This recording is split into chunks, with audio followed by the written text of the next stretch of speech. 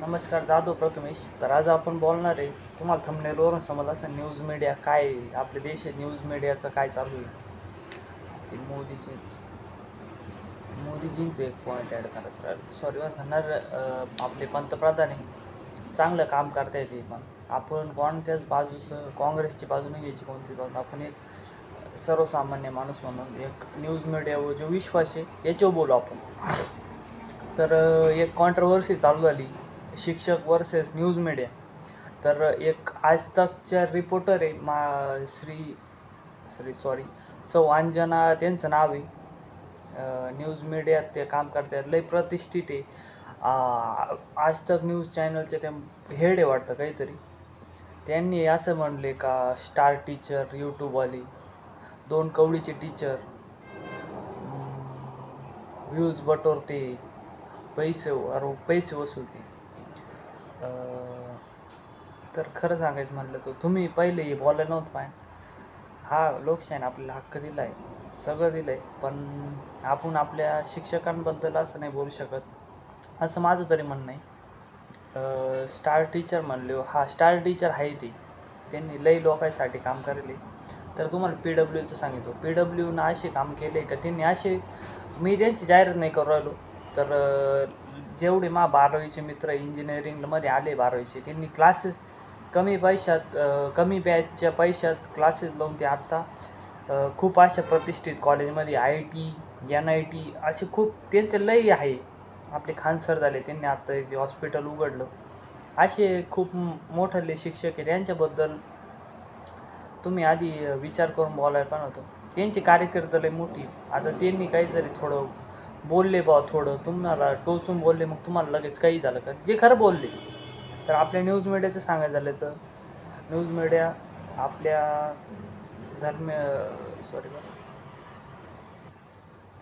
Okay ठीक. तर मला हे सांगायचं होतं, तुम्ही आता एक मध्ये खबर चालवली होती, सनी देओल आणि बॉबी देओल यांच्या वडिलांना तुम्ही 10 दिवस आधीच त्यांनी खूप काम केलं इंडस्ट्रीमध्ये. तुम्ही फेक न्यूज त्यांना आधीच तुम्ही निधन झालं असं जाहीर केलं होतं. तुम्हाला लाज वाटते नाही, तुम्ही ते चाललं, तुम्ही एक साईड नॅरेटिव्ह प्रमोट करताय असं सगळे मानते. मी तर बातम्या पाहायचं सोडून दिले, आमची तर TV नव्हता, पण मी बातम्या पाहायचो. आज तक राहायचं, जी 24 तास राहायचं, मराठी बातम्या आता मी पाहत नाही. मी फोन आले पाहून तर कारण आहेच त्याचं, फोनवर दिसतं सगळं, पण न्यूज चॅनलच्या बातम्या नाही पाहत, कारण तुम्हाला अक्कल नाही राहिली, तुम्ही कोणत्याच हारायला गेले तेच समजत नाही. आणि न्यूज मीडियाचं सांगायचं झालं तर एक बातमी चालू होती, मोदीजींची 56 इंच छाती, सलमान खानपेक्षा मोठी छाती मोदीजींची, परत खलीपेक्षा मोठी छाती मोदीजींची. आहे छाती मोठी, ते पंतप्रधान आहे त्यांचं. तुम्ही असे काही न्यूज देऊ राहिले, तुम्हाला TRP बटरवायसाठी तुम्ही काही बोलू राहिले. हाही पंतप्रधान आहे त्यांची, आपण रिस्पेक्ट केली पाहिजे. मग तुम्ही अशी काही पण बातमी व्ह्यूज भेटायसाठी तिकडून पैसे येते तुम्हाला, ते तुम्हालाच माहिती काय येतं नाही, पण तुम्ही असं बोलायला नाही पाहिलं बुवा. तर लहानपणीचं मी सांगितलं, मला घरचे सांगायचे, आपले एक काळ होता 2005 ते 2005चं जन्मतारीख आहे.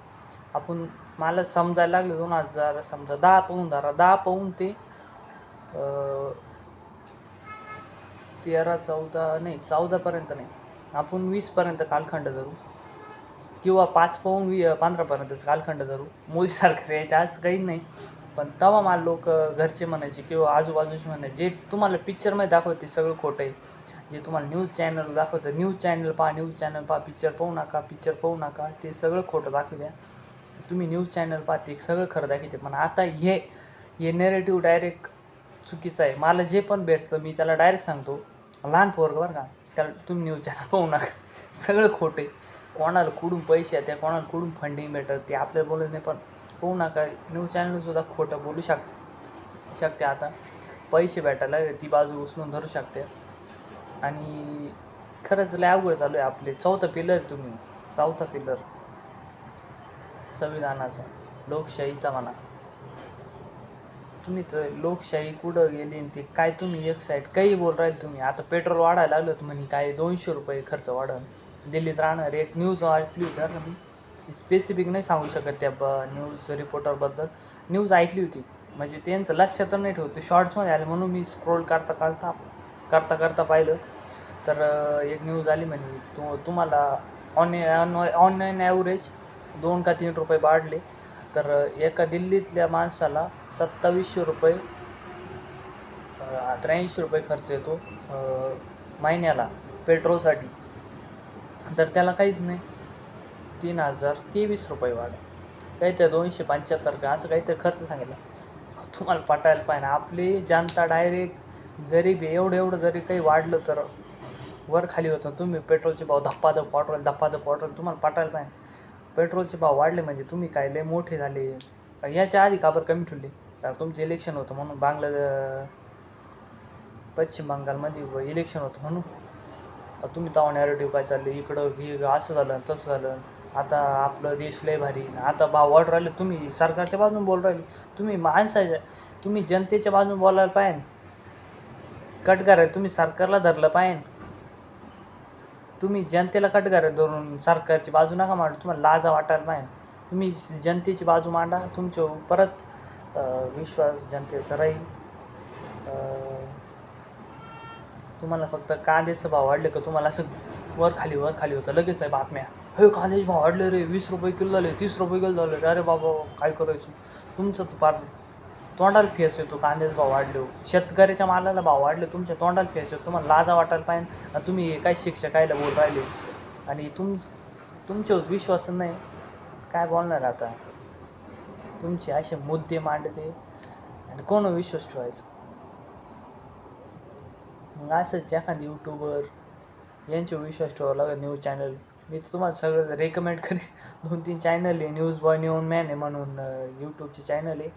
ते असे म्हणजे दुसऱ्या बातम्या नाही देते, पण डेली घडामोडी काय होतं ते पाहतो मी. त्यांच्या डेली घडामोडी तुम्ही लक्ष नाही देत कारण अभ्यासामुळं टाईम नाही भेटत.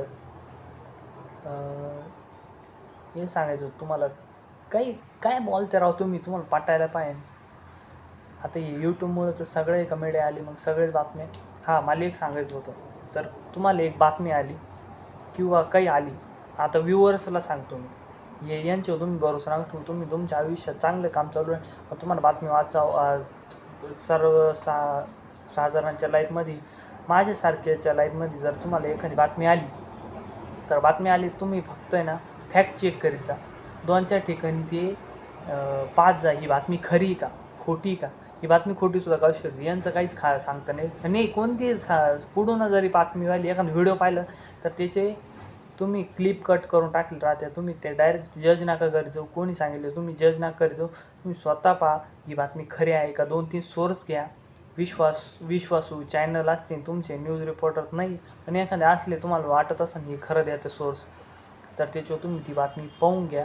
तेव्हा तुम्ही त्याच्याविषयी बोला. ती माहिती आपले का असली तरच बोला, नाही तर खोटी बातमी कृपया पसरू नका. या डिजिटल दुनियामध्ये खोटी बातम्या खूप पसरवल्या जात्या. निगेटिव्ह बातम्या खूप पसरवल्या जात्या. एखादी बातमी असली तर तुमच्याकडं त्याचा पूर्ण संशोधन करून पूर्ण जानकारी घ्या, मग ती बातमी सांगा. इंडियन मीडियाचं काय चाटगिरी एकदम एक साईड चालेल. म्हणजे ते आत्ताच नाही, आपण मोदी सरकार किंवा भाजपाचे सरकार आलं तेव्हा पाहून नाही. यांचं जेव्हा काँग्रेस होतं तेव्हा ते तसेच होते, जेव्हा ते भाजप आले तेव्हा ते तसंच होते. एव्हिडन्स म्हणले तुम्ही फक्त काँग्रेसच्या आधीच्या बातम्या पहा, काँग्रेसच्या काळाच्या बातम्या पहा, भाजपाच्या आधीच्या, तेव्हा ते असंच हमारे राहुल गांधीजी ऐसे वैसे. सरकारबद्दल त्यांना वाटलं आता काही खरं नाही, त्यांनी लगेच यांची बाजू घेऊन टाकली. कोण विश्वास नका ठेवू. रामकृष्ण हरी. आणि बातम्यावाल्याला एवढं सांगायचं आहे, सरकारे आएंगी जाएगी, अटल बिहारीजींचं एक वाक्य आहे. आणि एक की कोणतंच सरकार विजेतेचा अमरपट्टा नाही घेऊन येईल राहत. मला कोणी कोट केलं ते नाही माहिती, पण ते 2 वाक्य आपल्याला आवडत आहे. कोणाची बाजू नका घेऊ. तुम्ही मध्यभागी राहा. तुम्ही जनतेची बाजू घ्या. न्यूट्रल राहा.